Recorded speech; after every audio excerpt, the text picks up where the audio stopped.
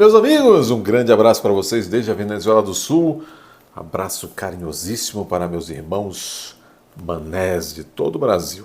Vejam, esta semana foi uma semana na qual voltou-se a falar muito sobre os tais dos sigilos de 100 anos impostos aos compromissos, às atividades, às agendas, aos gastos da primeira-dama, a doutora Jangita Peroba. Voltou-se a falar muito nisso. Por quê? Porque foi uma semana também na qual se discutiu de uma maneira geral muito a respeito desses sigilos aí, muita coisa sigilosa, muita coisa impondo 100 anos de sigilo no governo Lula. É um governo do sigilão. Pois bem. E porque voltou-se a falar muito também em relação aos mistérios e a falta de transparência em relação à postura da Janja. Porque a Transparência Internacional, esta ONG, que faz assim, uma espécie de monitoramento, inclusive aqui no Brasil, sobre a transparência, a publicidade nos atos da administração pública, fez uma denúncia grave. A Transparência Internacional se posicionou preocupada com o excesso de sigilos em relação a esta figura. Por que a Transparência Internacional está preocupada? Porque esta figura não é uma mera, ela mesma faz questão de não ser uma mera primeira-dama.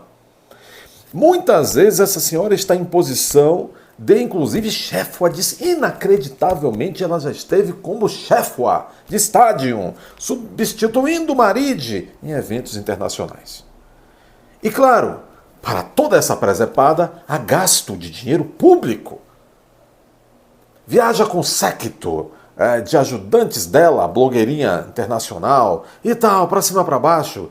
Tem ali parece que são 7, não sei, 9, não sei quantos assessores lotados da presidência da República, mas que ficam servindo-a. E não se tem transparência a respeito desta dinâmica. Veja, ela não é que ela deseja, praticamente ela é uma agente pública de fato. Por quê? Porque Lula, volta e meia, por meio de um decreto, de uma de algum ato administrativo, a nomeia chefe de missão na ONU, a representar o Brasil com pompas de chefe de estádio nas Olimpíadas de Paris e por aí vai. Agora mesmo, daqui a pouco, vai viajar a Roma, acompanhada de um ministro. Não é a primeira vez. Aliás, final do ano passado, foram publicados dados, não pelo governo, que a Janja, até aquela altura, havia passado mais dias fora do Brasil do que o próprio Lula. Olha que o Lula também é viajador. Pois bem, é por isso que a Transparência Internacional, que não é de esquerda, não é de direita, está denunciando com preocupação esses mistérios, essa falta de transparência, essa desobediência ao artigo 37 caput da Constituição, que diz lá: um dos princípios que devem reger a administração pública é a publicidade. Mas aqui não é a publicidade lá do marqueteiro Sidônio Palmeira, ministro da propaganda do Lula, não. Quando a Constituição exige que a administração pública e seus agentes, inclusive os eleitos, hajam com publicidade no atuar na coisa pública, se está exigindo transparência no torrar do dinheiro público. E os jornalistas também nas últimas semanas, vem pedindo, inclusive essa própria ONG também, acesso aos dados da Imperatriz Jangita Peroba. E o governo nega. A Casa Civil, por meio do seu ministro Rui Costa, negou o acesso a esses dados sobre a Janja, alegando o seguinte, que ela não é servidora pública, ela não tem cargo público. Ora, isto é uma ignomínia. Dê um Google para ver o que é ignomínia. Isto é uma ignomínia. Porque, ora bem, por diversas vezes, como eu disse no início do vídeo, todos sabem, há decretos a esse respeito. Ela viaja com status, sim, senhores, de agente público.